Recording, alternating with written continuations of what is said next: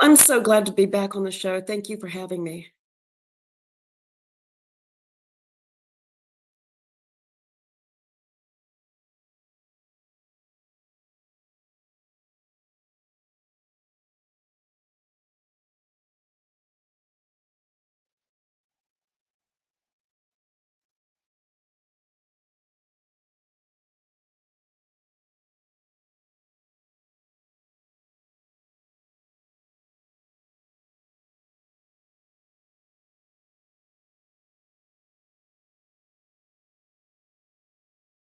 Trying to emphasize is the absolute importance of the struggle for freedom and how the freedom struggle is worldwide, it's historical, it is the march in the world of justice is a struggle for freedom. And we know that throughout history, and it's hard and it's rough, but we've got to recognize it, and we've got to acknowledge it, and we've got to be able to see it. And sometimes it seems to me that even among people who are very sympathetic and loving and very much towards the Palestinian cause, that we all need to also be reminded that it's a freedom struggle for self-determination and liberation. And we need to recognize this political aspect. So of course we need to extend all the humanitarian love and help, but we also have to recognize that in some ways, only thinking about this as a humanitarian issue, we lose the political struggle for freedom and self-determination. And many people say this is not an original idea to me. I'm drawing from the work of other scholars, but I'm also trying to remind us so that we can keep our energy and our support stronger and our solidarity stronger as we see the Palestinian people continue in their struggle for freedom and self-determination. You note in your piece that people see a lot of the images coming out of Gaza these past few months, and they feel sympathy toward Palestinians, but that it doesn't go farther than that. It does not contribute. The emotions that the images elicit in people don't go past sympathy to, oh my God, they're dying for their emancipation. It's just, oh, that's so terrible, poor Palestinians, and then people just go on. Do you think that attitude is a conditioning, is a product of the long-term indoctrination against Palestinians that comes from the U.S. and obviously its ally and vassal state Israel, but also just the disconnection of Palestinians as deserving of having their own land, having national sovereignty, like not being responsible enough to have their own state? Yes, I think that you're absolutely right. And in some ways, we can say this is a kind of racism. It's a kind of Islamophobia. It's also a kind of colonialist attitude where the colonizer always views the colonized as inept, as young, as insufficient, as unable. And then it's also, just as you said, it's a product of the long-standing kind of imperialist actions in this region of constant support for Israel and constant, basically just ignoring of Palestine, ignoring Palestinians, not even letting them have a seat at the table, not even letting them be part of a discussion about their own future. And so I think that we need to be mindful of the ways that unfreedom works, because there's different kinds of unfreedom, right? There's really blanket oppression that of course is what has been going on in Palestine for decades and decades and decades, and that we've really seen in the last 15 years with the siege that has just immiserated Gaza to the extent that even mainstream and conservative people called Gaza an open air prison, right? This was not a radical acknowledgement Right. that a people being having their electricity and their water and their food controlled by someone else, their inability to move or leave, right? Like everybody knew that this was the truth. Mm-hmm. And then to not think that a people could subjected to these would rise up, right? That seems like a little bit of a self-delusion, to think that any human people can just be oppressed and oppressed and oppressed and take it, and that's it. And we see that. So I think we need to kind of recognize the reality of what happens when an oppressed people stands up and says, no more. Jodi, isn't that the point at which we certainly know the U.S. government, in collusion with Israel, whenever people stand up, and for the U.S., it's not just Palestine, right? It's everywhere. Right. It's Haiti. That's right. It's In Haiti, yes. Congo. It's in Argentina with the right wing president that just it's Peru. It's everywhere. It's them still trying to coup President Maduro. It's still having Cuba on the list of state sponsors of terrorism, right? So for the United States, whenever an oppressed people rises up, that's like the second point at which the United States comes in with force and determines that these are all bad people. So where is the point at which that sympathy goes from, oh, that's so terrible what is being done to the Palestinians, and then of course there's the language that is used around how it's described. It's not, even the people who have sympathy will not say this is awful what Israel is doing to Palestine. What a lot of people will say is they will leave Israel out of the conversation altogether, and they will say, oh, it's horrible what's happening to Palestinians, without a discussion about who's doing it to them, why it's being done, and who's supporting the oppressors, right? So is it at some point that people, and I'm not talking about the government now, but just regular folks in the United States seeing all this, is it at some point where they believe that when Palestinians stop just dying in compliance, quietly, begging and praying, when they stop doing that, is that the moment that people are like, oh, these are all evil people? They don't deserve sympathy. They're evil. The U.S. imperialism has and particularly in its institutions, has so many ways to try to keep us from recognizing people's freedom struggles. They call any kind of resistance violence, as if the system itself were not violent, as if the system itself did not rely on violent modes of imprisonment and policing and incarceration, right? We know that Israel it takes and has taken thousands and thousands of Palestinian political prisoners, right? Young ones, children, teenagers. And so somehow that violence becomes invisible. But one of the ways that imperialism tries to blind us to real legitimate self-determination struggles is by calling resistance violence, and then by calling the resistors terrorist. By saying that any kind of resistor is, they did this to Nelson Mandela, for crying out loud. Everybody's favorite, but not when he was fighting the fight. So one of the things we all have to learn, and what's so inspiring with all of the students out there is they're learning this and they're teaching each other this and they're doing this in real time, and the consciousness is changing fast. It is, and a little later on, we were going to try to get someone on who is in the encampment at GW, but logistics are moving the way they are, that's kind of difficult. And certainly we have to kind of weigh bringing a live interview with keeping the integrity of the protest and the safety of the students at hand. So later we're going to talk to someone who was there yesterday, but I was there yesterday as well, and it was amazing Black Alliance for Peace and other organizations were out there providing support to the students. And of course, we're passing out materials.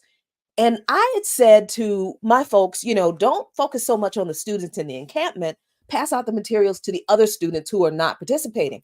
But a couple of the students who were in the encampment wanted the information. So as our folks were passing out stuff, a couple of the students came up and said, "Hey, what do you have? Can we have this?" So you're right, Jodi. They are literally learning some things, and we're having conversations with them, like in-depth conversations about the material that we're sharing with them. So the fascinating thing that we saw has been, while they're learning in real time, they're literally taking the information that they're learning that they didn't know much about before, immediately connecting it to the Palestinian struggle, and then almost immediately making it a part of the campaign, right? Making this new history a part of their chants and demands. And it's an amazing thing. But I think the most fascinating thing is that they're acting on what they've learned, like you said, in real time. They're not sitting on this information and waiting. And no, they're putting it all together right now, and they're putting it out there right now. And one of the things that I learned from talking to some of the Palestinian students and reading your article was the symbolism in some of the uprisings. Well, not some, all of the uprisings that have occurred in Palestine, particularly in Gaza. And one of those symbols is the kite. And you talk about that in the article. And I love this because I think this is a very important part of the discussion of culture's role in revolution. And so tell us the meaning, the symbolization of the use of kites and gliders in Palestinian resistance. Oh, thank you so much for that question, because you're 100% right. It is part of the culture of Gaza and the culture of resistance, and how a people in resistance are imagining their freedom. And so the kites, the gliders, actually balloons as well, airports. These are all part of this general imaginary of flying and flight, where flying and flight is the symbol of liberation. Through, let's say, like the children flying kites, they say, so I talk in the piece about a really interesting documentary on about kites and about the children who set the world's record for the most kites on a single beach. And these children are quoted saying things like, "When I see my kite flying in the sky, I feel free, and I feel like my people are free," right? So they send up kites that look like the Palestinian flag, and they can imagine themselves now being free and not held down by walls, by barricades, by occupation. And then in the famous and beautiful poem by Rafat Alir, I think many people have heard this. He imagines, if he would die, he should be made him into a kite and by a string, and then a child would see him. And this is really a kind of powerful thing. Like we're not going to be defeated. No matter what, we'll go on and we will sail above. And someone wrote me that in some ways that's like the kites are like these prayers and hopes already lifted up. And so it's a kind of unbelievable amount of inspiration associated with images of flying because of their connections with freedom. And I have to say, I was kind of surprised. I started doing a lot of reading in November and December, and just picked up these images and seeing like, oh, it repeats so many times from different kinds of paragliders in the struggle in 67, 68, then to different uses of kites and balloons in the around the Great March of Return. So it's a repeated image that's really powerful. And honestly, and one more thing on this, to me, it was also a really important counter, so that you just don't see like either Palestinians as wounded or dead or in tunnels, but soaring, right? Soaring into freedom. That is amazing, and it is a powerful image because if we understand the history, and for folks who don't know, history is my thing. I love it. I love history. It's fascinating, it's instructive, and it's kind of terrifying how we don't pay attention to history much in this country, particularly since we were talking a little bit before we came on air, Dr. Dean, that this feels like, and you and I have been around long enough to know what this feels like. Because this, okay, I was born in 1967. So technically, I don't know much what it feels like. But I remember, like, when I was 5 or 6, my mom telling me these stories about, well, first of all, my mom integrated her high school in a little town in Virginia. So then she comes to DC, and I'm growing up, and then, the Black Power movement emerges, and the African Liberation Day used to be a huge festival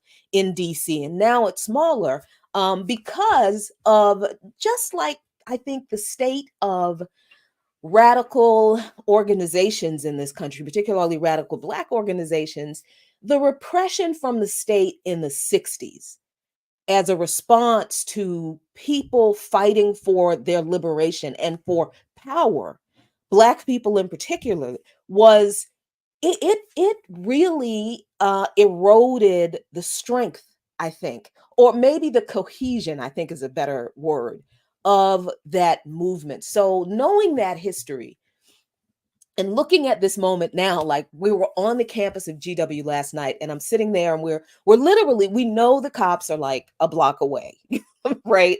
And we're just literally waiting for them to come and swoop down on these kids. And I'm sitting there, and I'm talking to one of my comrades. I'm like, man, I wonder who is watching this or who is here that realizes this is like 1968 remixed. Does this moment feel like this for you, watching what not just the state, because I think I expect it from the state, right? But I have a real problem with these administrators in these colleges and universities, who these students, and I said this when I spoke at the encampment last night, these students pay their salaries. Their tuition Yeah. pays their salaries. And they turn around and they're calling the police on their students who pay their salaries, because their students want to have a conversation that they're not comfortable with, because they don't want to anger their bosses and backers in Washington and Israel. I mean, that part is a different component. The foreign influence part, right? Because that's what it is.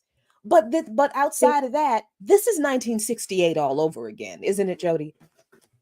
Yeah, in so many ways, like the energy, the intensity, the will of the students to go out there and refuse and say no and insist on change. I think one of the interesting possible differences is that in 68, more college tuition was not as expensive, Right. and there was much more public support. I mean, publicly funded, right? Like state funded education. Right. And so now I think this helps explain why these college presidents are reacting in such a horrible, horrible way, is they're essentially like corporate bosses at this point. Hmm. And they are not educators. They are not committed to any kind of like critical discussion or democratic discussion or education of citizens or education of critical thinkers. What matters to them is their endowments, their donors, and keeping order. And so this is why we're seeing them act now as instruments and hands of a repressive state, rather than maybe the hands of like a welfare state or a state that has some kind of semblance of a public interest in it. And this makes it a very scary situation.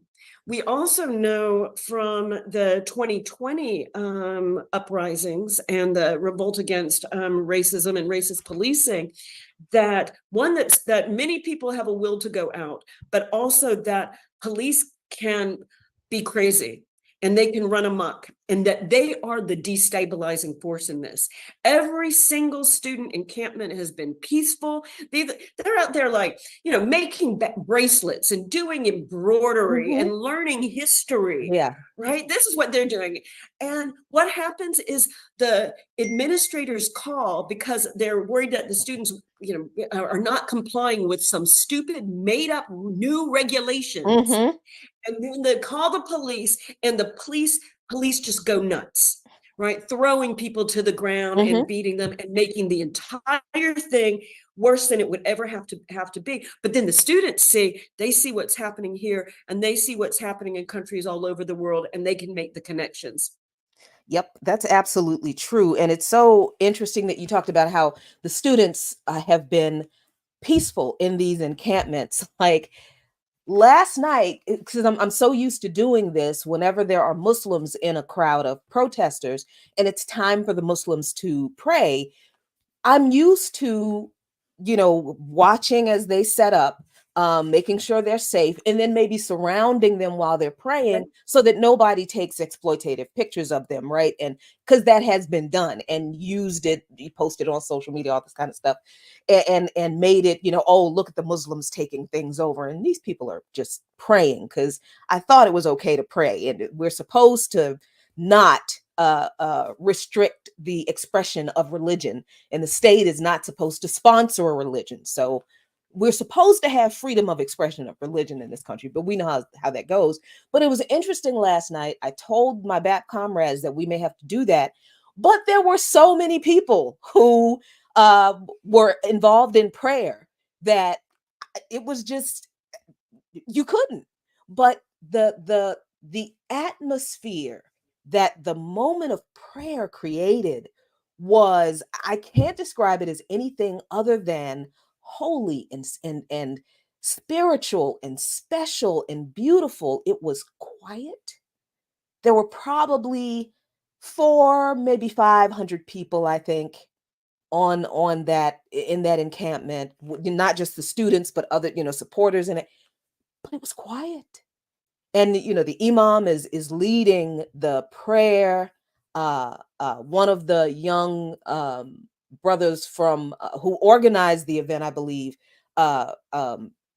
recited the Adhan, and it was just gorgeous. So it was such an incredible moment of humanity. It was just like one of the moments that you are lucky to witness the beauty that comes from humanity. Just the beauty of human expression in belief, and the same people are expressing the other human expression of love for your fellow humans. And it's just, even with the repression, Dr. Dean, this is a special time.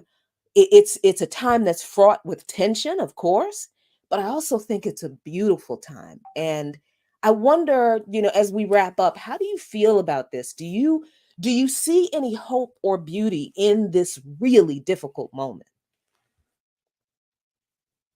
I think that what all of these young people are experiencing is something that can transform the entire culture. Mm. And it might take a while until the controllers, the ruling class, the so-called leaders of the mainstream parties, until they're gone, but there's so many young people, and they are experiencing unity across all sorts of differences. You don't have to be Muslim to appreciate the beauty of the moment you described. I've seen this in actions too. It's wonderful. It's really, and it's profound. Actually, I think for me, like, not being part of it, but to be able to support, right? And I think that one of the things that we're all experiencing and seeing and learning is how to support people that you may have a whole bunch of differences from, whether or not it's differences of faith, differences of sexuality, of gender, differences, even differences of class, honestly, because we're seeing, I guess the old school term might be class traitors from some of these elite colleges as they come out in the struggle on behalf of oppressed and working class people all over the world.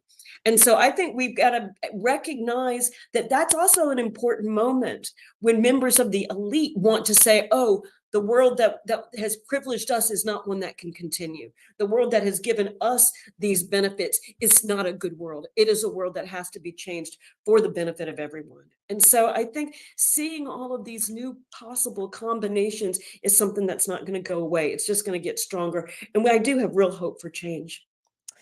Absolutely. I'm so glad you said that you have hope for change, because it's nice to come together with people who do still have hope and aren't, still stuck in the gloom and doom of how terrible this all is. It is, but in the struggle is where the hope is, because the struggle is moving the fight for liberation forward. Dr. Jodi Dean, thank you so much for joining me. Everyone, please read her blog in Verso Books Book Club blog.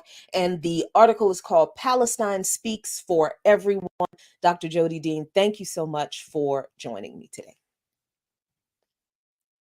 All right, you all, and thank you for joining. You are listening to Darker Than Blue here on WPFW in Washington, D.C., 89.3 on your FM radio dial. We just came off of listening to DJ Bobby Rocks, who I love. I encourage you to please listen to DJ Bobby Rocks. He's got fantastic taste in dance music, and his politics are pretty good too. And after this show, stay tuned for our friend Garland Nixon and News Views. But right now, I want to welcome my comrade and my friend, see you later, Dr. Dean, my comrade and my friend, Erica Ryan, the coordinator for the Baltimore Citywide Alliance for the Black Alliance for Peace, the founder of Liberation Through Reading, and one of the editors of Hood Communist blog, which if you are not reading it, stop listening to this show until you read it. There you go. Erica, what's going on? Thank you for joining me. Peace, Shaggy. Peace. How are you so refreshed after that long day yesterday? How are you so refreshed? I know, and a long day today as well. Right. Yeah. So we were at the GW encampment yesterday.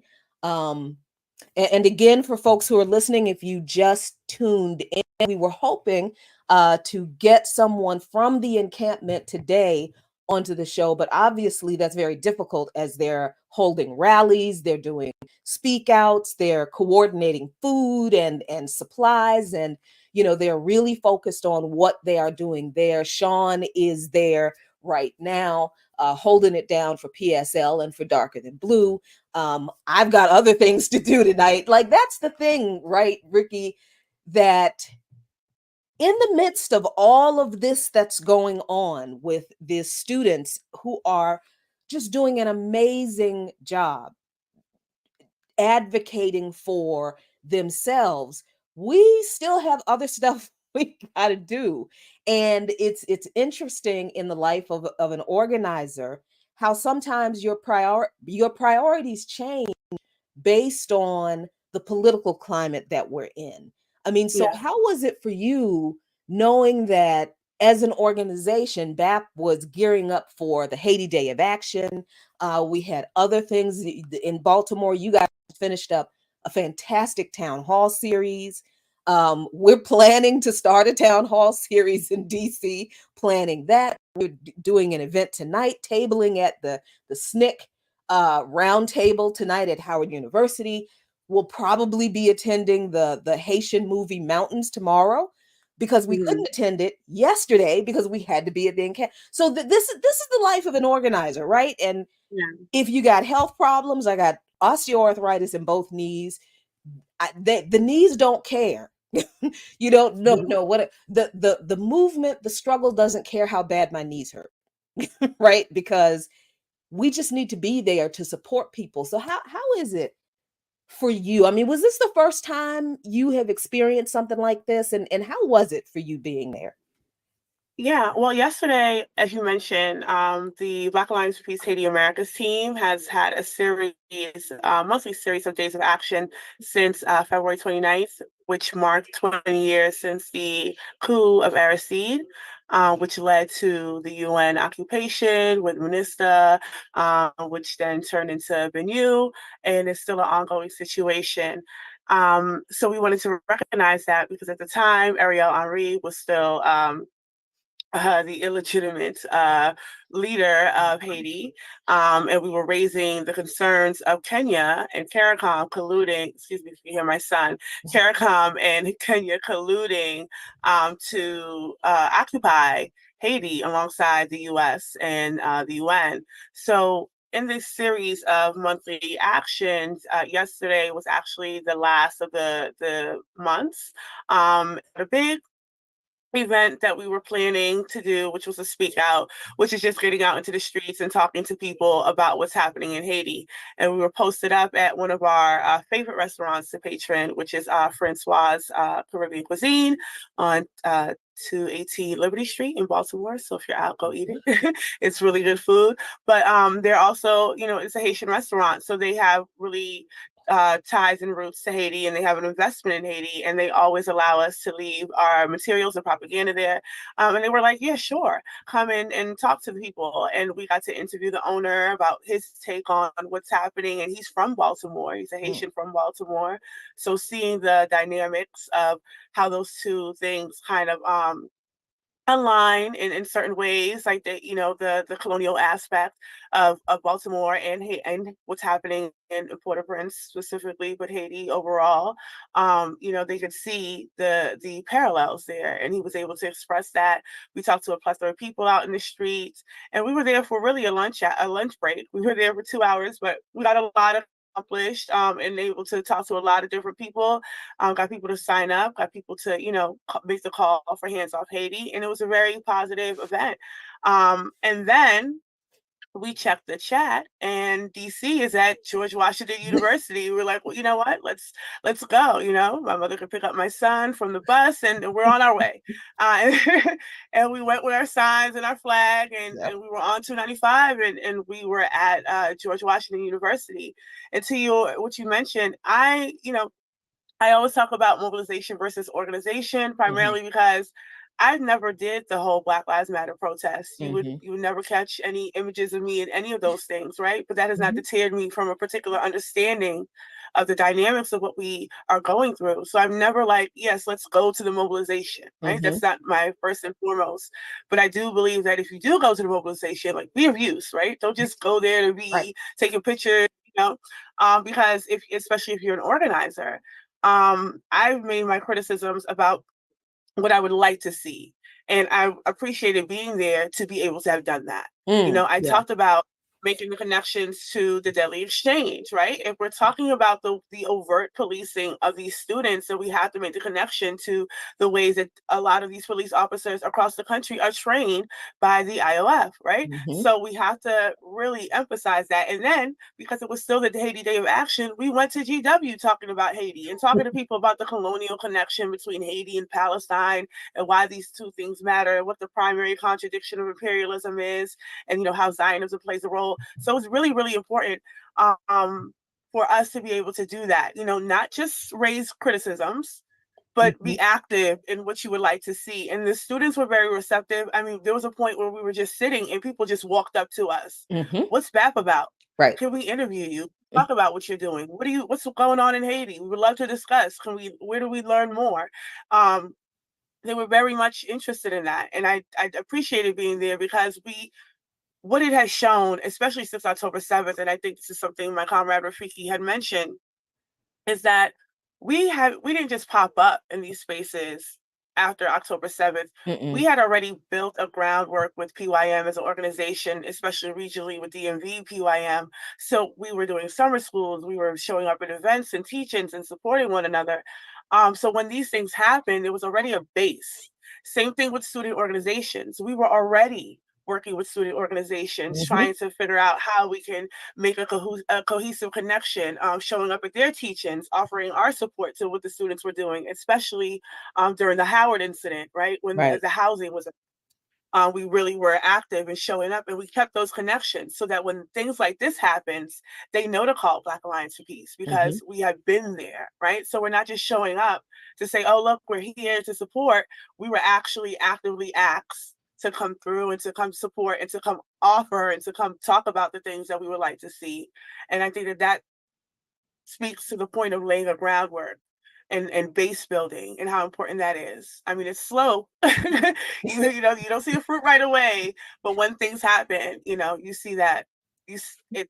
Yesterday was a great day, and I think it was because we had developed those sides of relationships, so we're able to show up and be there.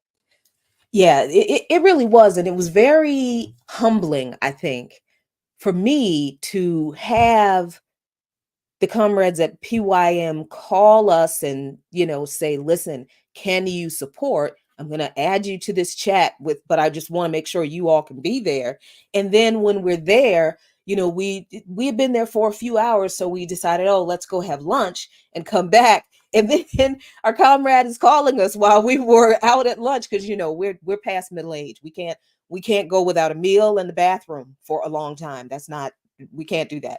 So she's calling us. Are you all here? Can you come speak? And we're like, yeah. So we're wrapping up lunch and we are, scooting back to the campus and get on the mic. And what's the first thing we talk about? Haiti, because it is the Haiti Day of Action, and because the struggle in Haiti is the same as the struggle in Palestine, is the same as the struggle in the Congo. Part of that struggle is about land. It's certainly about oppression, but a part of that struggle is about land, these people defending their land. So I'm curious, Erica, how did you feel about, and I'm trying to set the stage here for people who were not there, because there has been this constant narrative that the protests, these encampments, have been violent and the students have been attacking or assaulting or making Jewish students afraid. At GW, there's the main encampment, and yesterday there were maybe 5 young men. I'm assuming they were students of GW, but they had a big Zionist flag and a smaller kind of Zionist / US flag. It was probably one of the most offensive things I've ever seen. It's like, how sick do you have to be to create that? But, this is a sick society. So they are there, and they're not doing anything. They're just there because they're trying to provoke a reaction. Mm-hmm. But how did you feel about how that shook out? how that worked out? I'm not going to give it away. How did you feel about how that went? I mean, I didn't feel much about it. I mean, honestly, I think if I were to be honest, I thought it was pathetic, right? That's my first thought, because why? There's no actual reason to be there except to antagonize. And then they had like flyers, I think, that were going around that defense of Hamas is anti-Semitic. So they were intentionally trying to antagonize a crowd that paid them no mind. Paid them absolutely no mind. I think they were like secluded into a point of isolation where they had to stay in this one spot because everyone had their backs to them, right? So and it kept going, right? The rally kept going, the music kept going, the drums kept going. So they did nothing but stand there and hold some flags, and take pictures. I must say there was a lot of picture taking. Mm-hmm. That was not missed. Right. But yeah, there was a lot of picture taking. But other than that, they were isolated.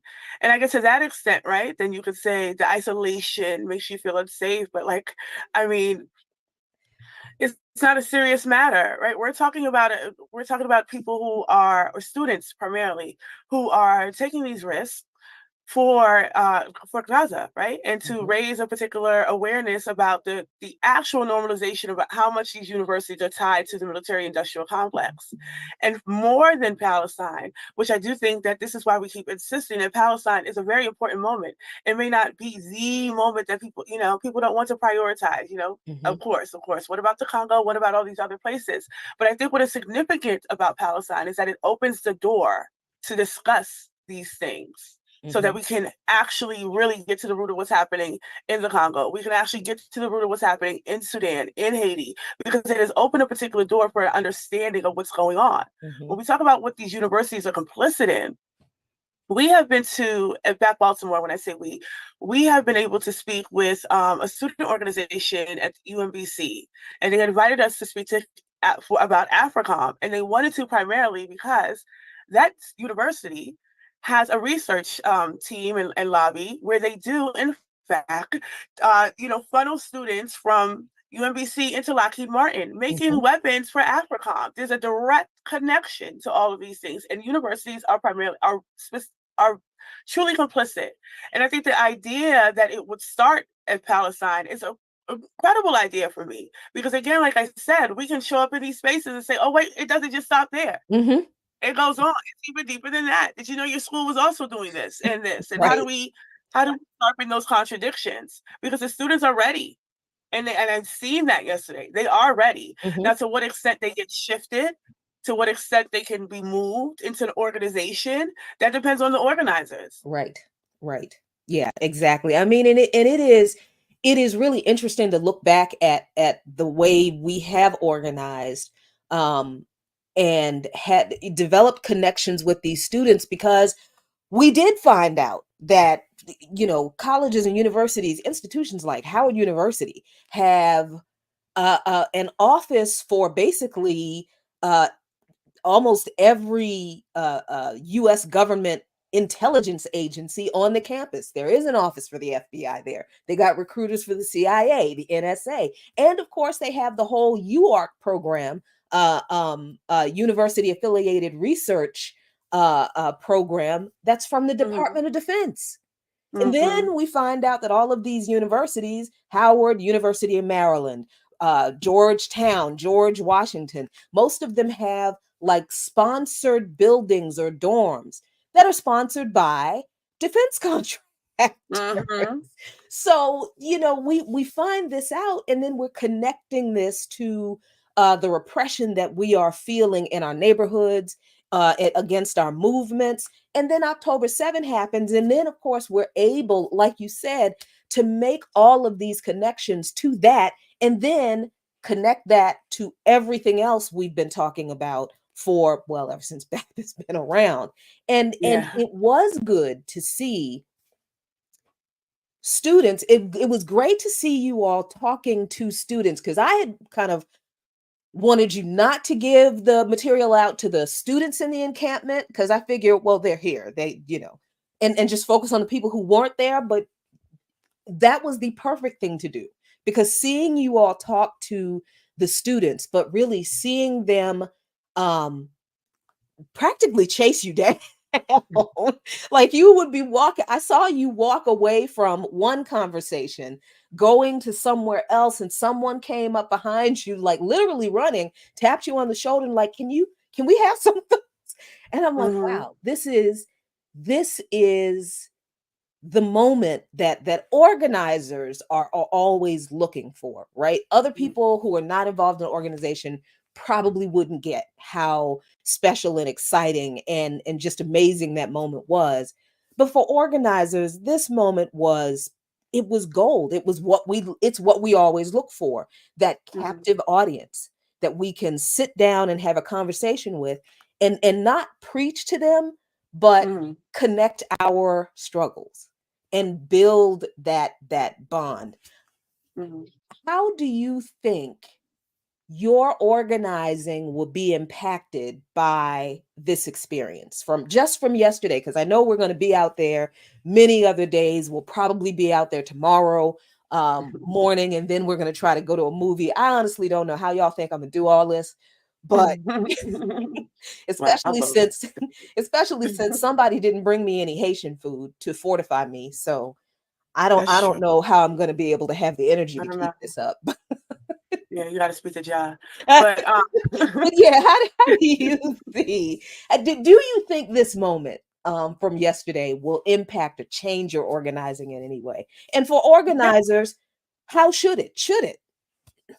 Yeah, I mean, when you were talking about having laid those foundations is one incident I was thinking about, and this is when you all had left to go eat, and I feel like we just were like covering your lunch break a little bit, because we were sitting at the bench and people were walking by, and there was this one student, and she had just quickly glanced, and then she realized who she saw, and she's like, "Oh my God, you are all the Black Lions for Peace? Wait, hold on. My boyfriend, he used to go to Morgan, but now he goes to Howard. And we instantly, both of us, me and Jamila, knew exactly who she was talking about. We like, oh, such and such. And she's like, yes, it's him. And I've been to your town halls before with him. So this is a student who goes to GW, who has a partner who goes to Howard, who we worked with when he went to Morgan, and she recognized us in our work, and we exchanged, and she was like, "Oh, can I take a picture? He's gonna be so excited! I'm here with you all!" Like, was just really excited to have just run into us and seen us on this campus and engaging it. And she stood there and talked to us a little bit about the Day of Action and just the work that we're doing, and then her own organization, student organization, and interest in linking up with BAP and doing something on that campus. So again, we were able to make these connections from a foundation that we were already slowly building. And this is something that we're trying to take across the region, as a Mid-Atlantic region, not just ciphering and siloing ourselves into these citywide alliances that, only BAP DC and only BAP Baltimore. I think we make a really good effort to be at each other's events, to support each other, especially leaving Baltimore to come to GW and assist you all in supporting these students and who are supporting Gaza, right? And for the larger cause of what's going on, and being able to hand out materials and make the connections and kind of expand what you all were already doing. And I think that reach made a really good impact, not just on what was happening, but I think on the organizers, like on the membership of BAP, right? To be able to go from one thing to the next. I mean, we've all talked about how great yesterday was. Yesterday was a great organizing day, because we spoke to people all day about BAP stuff. Like, when people tell you you have to, change the language, you can't talk to people about imperialism. I don't recall not saying imperialism at any point to people walking up and down the street. But I also explained what that is when I say that these domestic and global imperialism is connected. And I say, well, look at Haiti and look at Baltimore. Look at what's happening in Palestine. Look at what's happening with these students right now in DC. Right. How Look are you at what not happened with the seeing crime connection? bill in How are they DC. not counting parts? Right. And I think that was the beauty of yesterday, that we were able to test that, right? That people say you can't do that. People don't understand the language. People are not going to get it. And we did it with students who people normally, they paternalize, and they always try to say, well, the students are not going to get it. They're too young. But they were ready. And not just students, but people that we talked to in the street in Baltimore. So yesterday was a fantastic organizing day. And I think especially for the membership, and I really appreciated yesterday for them to be able to have experienced that day in that way. Yeah, Because I think it activated all of us. Oh yeah, that's one of those it's a rare kind of thing, right? Like it's hard to do that kind of one-on-one outreach at like a mass turnout for Gaza kind of a demonstration like there have been in the past couple of months, because it's hard to do outreach among 500,000 people who are all about to march to the White House, right? But this was the perfect opportunity. It really was like an organizer's, like you're sitting there like, oh, this is great. But for the students, though, for the organizers, for us who were there to support the students, of course, we're looking at what we can contribute to advancing the conversation, right? As well as supporting the students with whatever they need, material needs, because we contributed for supplies or contributed money for supplies, because you run out of things and you don't know and you just don't have time. You just send somebody to the store, that kind of thing. But there is still the reality that these students, as much fun as they clearly have, and in the midst of a very serious action, there's still the reality of police repression. So when did the cops finally show up last night? Because they threatened to shut the encampment down, clear it out by 7 p.m. And by the time we left at 8, they still had not, they had brought some of the transport vans up, but they still had not entered the quad area where the encampment is. So what finally happened with them? Did they finally show up? Were people arrested? Well, we left around 9 because I have a child that has to go to school. So, you know, so Another we stayed as long reality as of we could. organizers, we have Yeah, we stayed lives. as long as we could. But again, to your point, they said they were going to bust it up at 6, and then That's nothing right. It happened at was 6 at 7, first. Yeah. and then nothing happened at 8, and then nothing happened at 9. But I think we did get the alert this morning that they closed off the yard, so they're not going to let outside people in, and then they're kind of locking the students into the yard, I guess, I suppose. But it's a way to monitor it. So I haven't heard any updates since this morning. But I know comrades are going down there still. Mm-hmm. Mm-hmm. Still, and I know a few are on their way to still go support the students and see for themselves exactly what's going on instead of waiting for the word. So yeah, I'm really motivated about what's happening, especially so much. As I said, you know, I can be self-critical, but I also don't think that I was raising any particular criticism about what the students were doing, but more so what I would like to have seen, because Mm-hmm. it wasn't being shown, right? You were just Yeah. seeing the violence, right? Or the atmosphere, the Mm-hmm. comradeship, the camaraderie, right? Right. But you Right. weren't seeing the actual, like, what is mobilization. It was a Mm-hmm. lot of footage of mobilization. Mm-hmm. And I always want to bring home the point that mobilization is great, but organizing is where the change actually happens, right? Because Exactly. it's the organize, especially when you can organize a fantastic mobilization, like the way that we seen yesterday was produced. I mean, Mm-hmm. they were really set up in such a way that I think everybody, like you said, to your point, when the prayer happened, I listened earlier. That was just, I think I was stuck.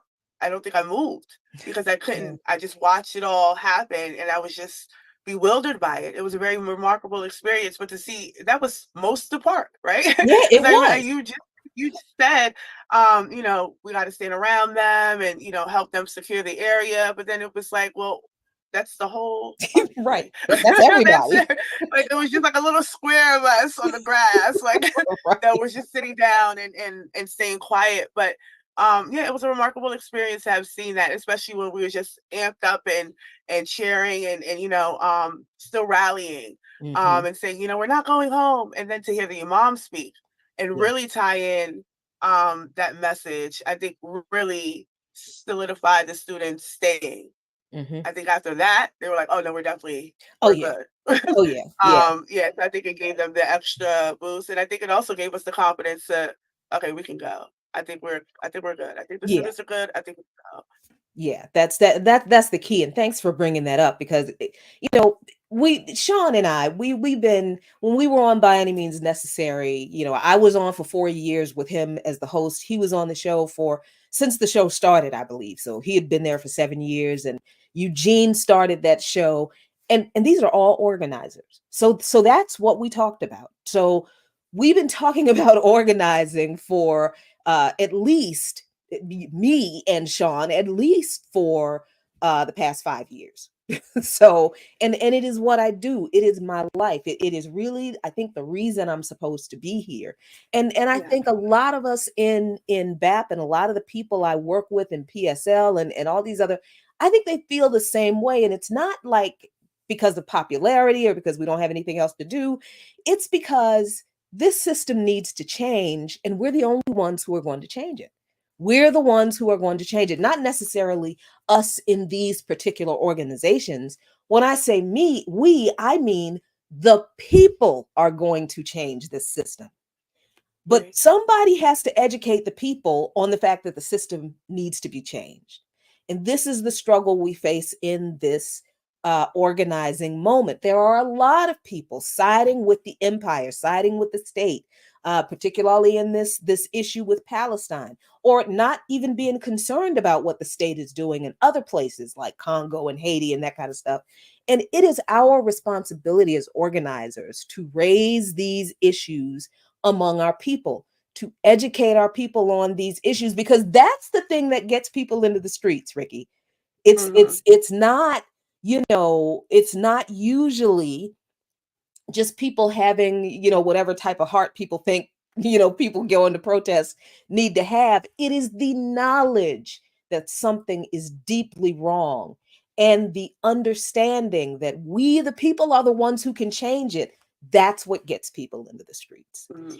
and organizers do that. So all the time. We're having to juggle our personal lives and all of our responsibilities back here, Mr. I've just figured out how to get the toilet paper off the roll and eat it. Oh no. What was And an adventure? yeah, a little bit of an adventure. We've got to organize to juggle our personal lives, our marriages, our families, our children, our jobs, our own education, everything else we have to do in our life.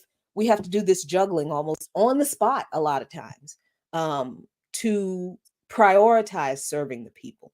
So we're going to continue to do that. We in the Black Alliance for Peace, we in Party for Socialism and Liberation, the Anti-Coalition, Palestinian Youth Movement, Students for Justice in Palestine, Friends of the Congo, Pan-African Community Action, All African People's Revolutionary Party. We're going to keep doing the work. As long as those students are at GW, we will be there with them. So some of us will be there tomorrow. If they're there the day after, we'll be there then. If they're there next week, guess where we'll be? This is organizing, because we're fighting for, not for popularity or exposure, we're fighting for our future. So we have to fight together. So thanks so much, Erica Ryan, for joining me and giving us your insights about the encampment yesterday. I will see you, if not tonight, because tabling at the SNCC event at Howard University. I'll see you tomorrow at the encampment. Yeah. In the meeting. Right, at the encampment first, and then the movie later, where we'll probably do some more canvassing for Haiti. This is the life of an organizer, y'all. And this is what we do here in Darker Than Blue in Washington, D.C. on WPFW 89.3. For those of you watching on Black Power Media, no double feature tonight because I have to table at a SNCC event. So thank you so much for joining us this week. Join us next week for another fantastic show here on Darker Than Blue. Stay tuned for Garland Nixon and News Views. I'll see you all next week. Peace.